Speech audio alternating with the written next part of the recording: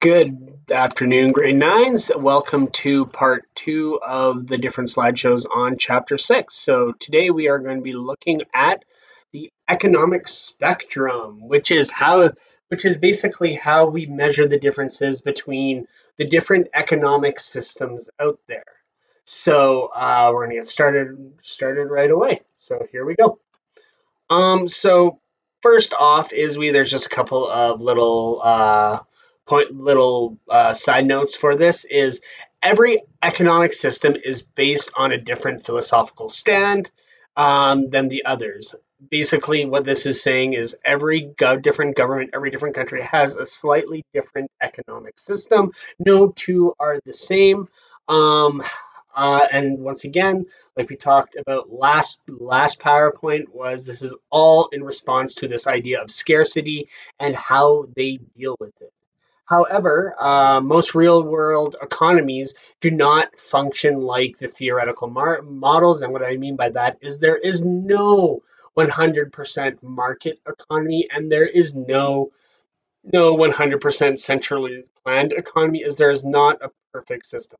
Like I said, you last PowerPoint with the United States is they are probably one of the closest we have to a complete market economy, but even they have a fair amount of government involvement. Uh, so there are no pure market or centrally planned system, but there are ones that are close, and they all fit on a spectrum. So all all economies in the world take some components of each one of the systems that we talked about. So market, mixed, and centrally planned. Um, but we need to be able to tell the difference between the two, and we have to decide which are close to market economies and which are close to planned economies, and that is what we use the spectrum for. And what the economic spectrum is a sort of way we measure what kind of economies different countries have. So when we look at an economy, we place it, and so here you see a little bit of a line right here. We place it along the line to let us know where countries sit and where their economies sit with regards to a pure market economy and a pure centrally planned economy. Um, uh, we like to also talk about them as being left wing or right wing, left leaning or right leaning, and that once again it refers to the spectrum as well. When I show you sort of a completed one, you're going to see that on the left side of the spectrum, we have that command economy. We have a centrally planned economy. Um, but on the right side, and then on the right side, we have the free market or market economy. So we usually look at countries and we'll say, oh, that's a pretty left wing country, or oh, that's a pretty right wing country compared to where their economies line up on the spectrum. So, like I said before, a little bit later in the PowerPoint, we're going to look at sort of a completed one, and you'll see what I mean by that. So, moving on. Um, so the economic spectrum in theory is the further left you go on the economic spectrum, the more government involvement there is. And then, so the opposite of that is the further right you go on the economic spectrum, the less government involvement there is. And we sort of measure this when countries change governments and things like this by talking about a shift left and a shift right. So if we mention a country shifts left, or if we are say they're left leaning, what that means is that the government is becoming more involved in their economy. The government is making more decisions about how money is being made and the business that are running. We like to say that they take more of a liberal position, and so we usually say liberal. Liberal is more left. The opposite is the same as that. If a government comes in and they start selling off government businesses, or they start looking at being less involved, taking away regulations, taxing big businesses less, taxing corporations less, so they can make more money, what we look at that is we see it's call that a shift right, or they're more right leaning on the spectrum, and we usually look at that and we usually label that a more conservative position. So if you look at our two major political parties, we have the Conservative Party and the Liberal Party. We're going to say the Conservative would be a more right wing party because they, once again, believe in less government involvement in the economy.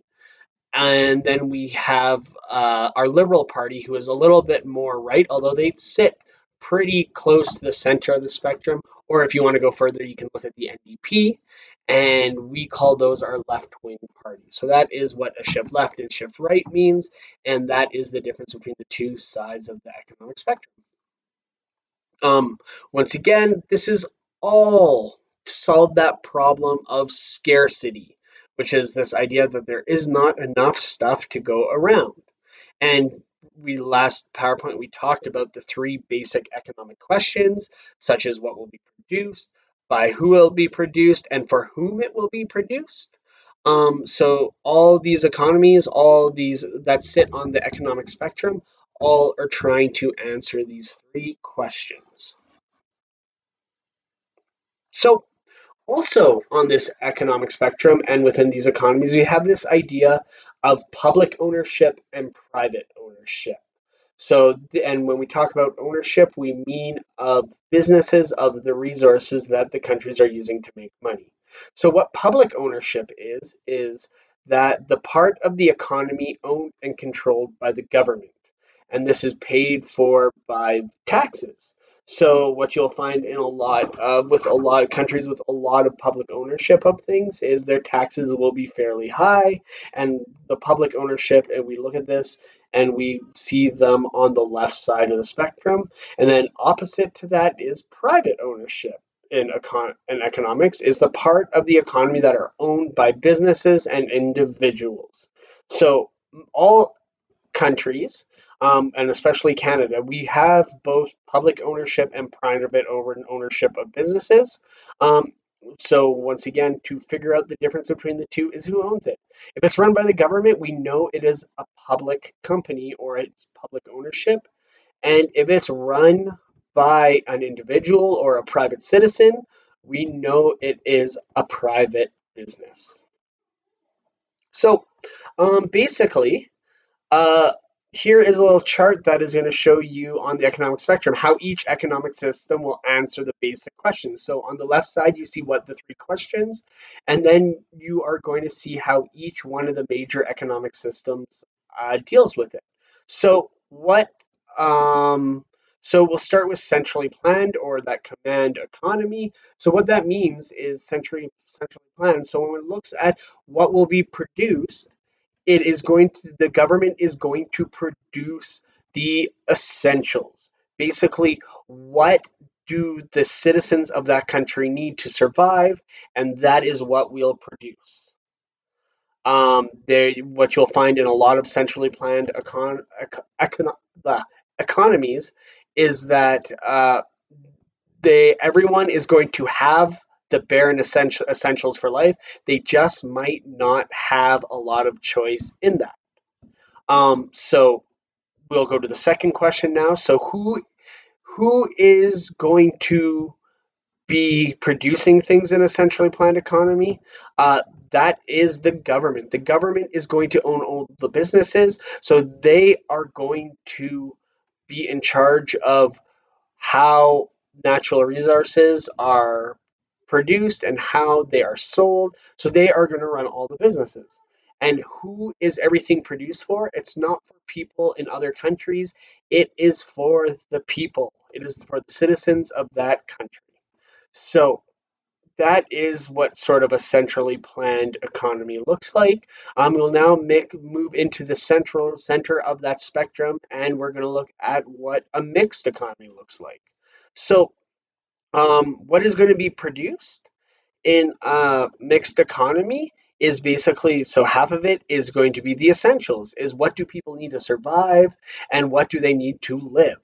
But also, what we start to see in a mixed economy is we're going to start to see more and more what we call luxury goods being produced. So things that people just want to make it better. So, for example, in people like big screen TVs, they like gaming systems, they like things. We do not need these kind of things to survive, but we want them.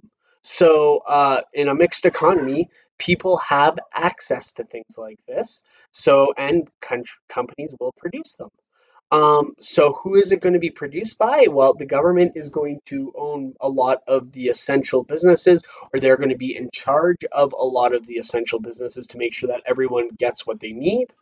But for those luxury goods, and what we see a little more involved in a lot of industries is basically, entrepreneurs or private individuals. So they are going to be the ones that decide that, hey, this is a really popular item. Let's produce more of it and let's produce a better version of that. And government usually is just more worried about the well-being of the people and what the people want. And who is it going to be produced? It's going to be produced for citizens. So once again, the essentials are going to be ensure it's going to ensure that people can afford the essentials and they will be able to survive. But those luxury goods, they're produced for people who can afford it. So people who are making more money than others, they can buy more luxury goods than others. And then finally, we'll move to the right and we'll see a market economy. So, what is produced? What people want. The government has no say over what is produced.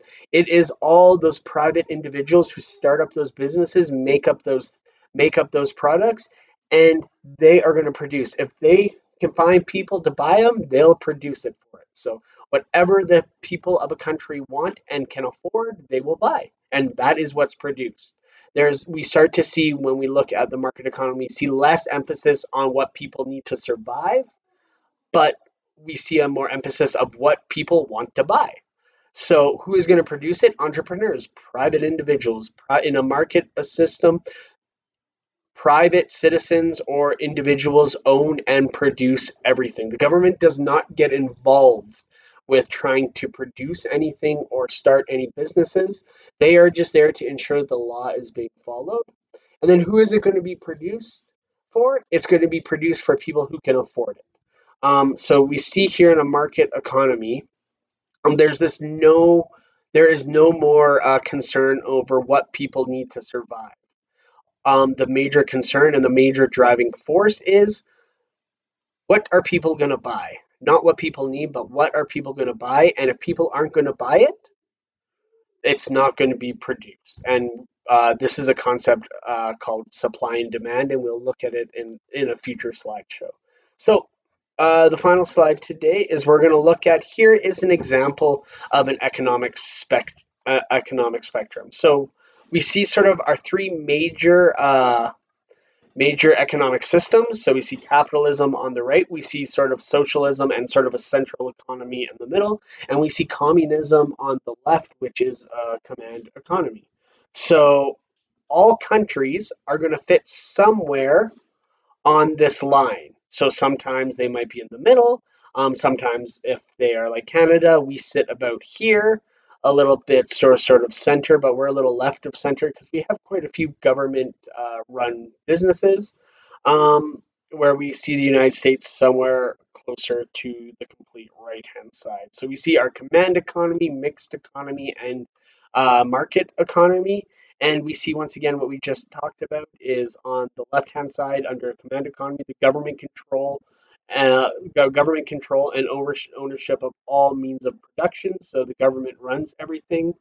In the middle, we see the government control of the major means of production, and so land and natural resources. We see heavy government involvement, but we also see some private industry, and we see on the right-hand side, we see this low degree of government control or involvement in the economy and they do not own anything. They just ensure that people can start up businesses. And then we see that idea of a traditional economy, which is subsistence agriculture. So once again, people who are living the way their ancestors did and not really getting involved in the spectrum as well. So that is a lot.